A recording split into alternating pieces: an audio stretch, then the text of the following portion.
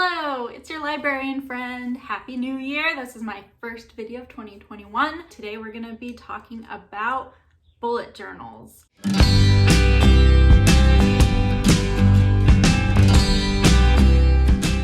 going to try to keep this video short, but I could really talk about bullet journaling for hours.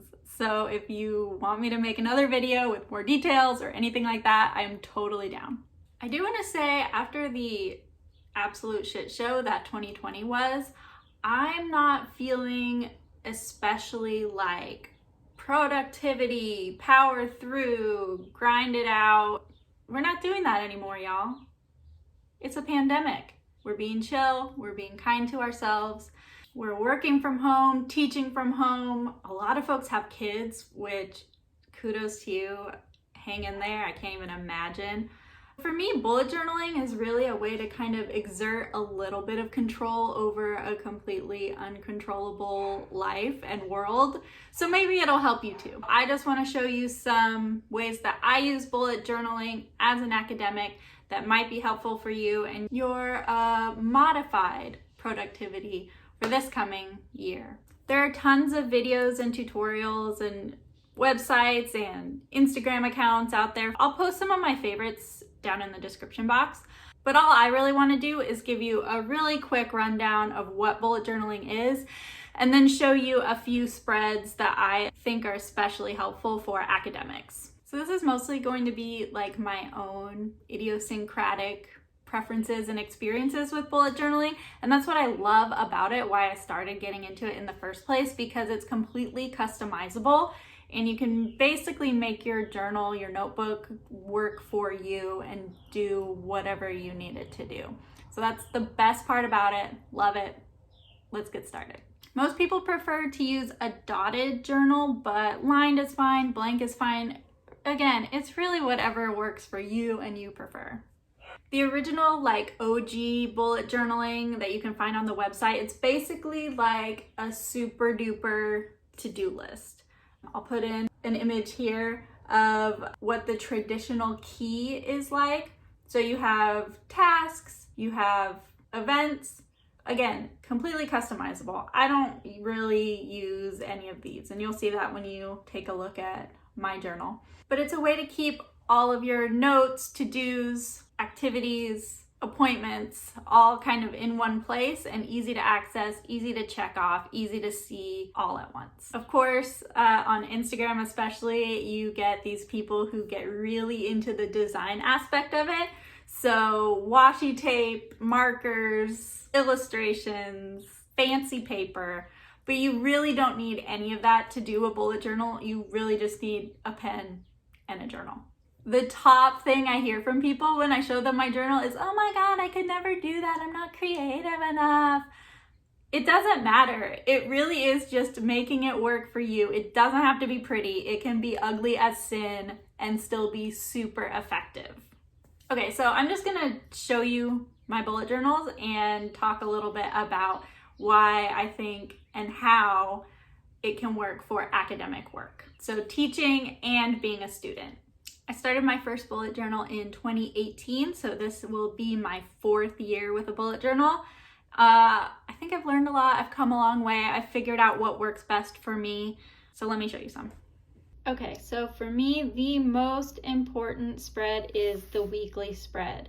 When I was still a student, you can see I had a row for work, a row for class, and then a row for other things where you can see I did meal planning, appointments, stuff like that.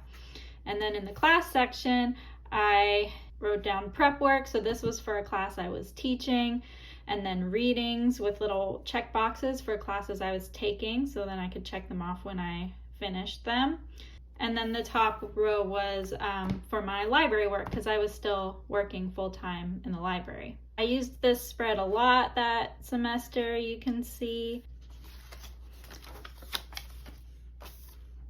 Obviously, sometimes I made them cuter than others, but having separate sections for work and class work was really helpful for me to have it in the same place, but not all glommed together. Here's one more of that kind of layout that I really liked. And you can see I did use washi tape markers to make it look pretty. This is a spread for a workshop I was planning. I think mostly I would call this like a brain dump. So I have questions over here that I wanted to make sure I addressed. I had kind of a centering quote that was really important. I was counting, how many people were interested in trying to figure out what time of day to do it, some additional resources I wanted to look at. But here I wanted to show you I have like a list of discrete items I needed to do to prepare for this workshop. So I was able to check those off as I finished them. This is one of my favorite spreads and really was the most helpful thing. This is from the spring of 2019 when I was writing my thesis and then also writing a conference paper and 2 different book chapters. So basically what I did was I set up these trackers to track how many words I had written and just was able to fill them in. These aren't to scale, so like you can see this whole bar here was only like 2,500 words, whereas this whole bar was 5,000 words. So I might have done that a little differently. But the important thing here for me was to be able to see all of my projects in one place because it was so much work and so stressful to keep everything straight. But then also I could see my progress, which was really helpful for me. It was so satisfying to be able to fill in these bars as I wrote my words. Also, you can see I have the deadlines here. So that was helpful to help prioritize my work, even though you can see they were pretty much all due at the same time. And you can see over here, I wrote just about 30,000 words that semester. It was rough, and I don't think I could have done it without this spread. This is another spread I really like. You can see I have, meetings and things in the calendar section, and then I have mostly tasks in a to-do list. I also have this like small tracker for things I wanted to make sure I tried to do every day, exercise. I was doing like some physical therapy thing for my hips, doing skincare, and then taking my medication. So that's kind of a good way to keep yourself on track with habits and things. And then over here, I had my priorities for the week, the things I wanted to keep at the front of my mind, the things I definitely wanted to get done. This is kind of a silly spread, but we were all here just like last week, so I think you understand. But I think it could be useful for other things, projects and stuff, because what I did was instead of having a day-to-day schedule type spread, I had it broken up into categories or like themes. So stuff I had to do for library work, some home projects I wanted to get done, some writing projects I wanted to work on, and then I was going on vacation, so things to get ready for that. Something like this would be really useful for keeping track of multiple projects in one place, which I really like. This is another spread I use mostly for exercise, so you can see like yoga, run, and then journaling, but I think it could work really well for keeping track of writing or other kinds of project work, reading, things like that. Being able to see how far you've come and what you've gotten done each day for 30 days is really satisfying. This was a spread when I was going through my final edits before I submitted my manuscript. I guess I didn't end up really using it quite right, but the idea was first I was doing a read-through edit, then I was editing for formatting, and then third I was going to do the typesetting tagging. I think I ended up just kind of doing it all at once, which is why they're not checked off. But I had it broken up into each of the chapters, and then I just checked them off as I went.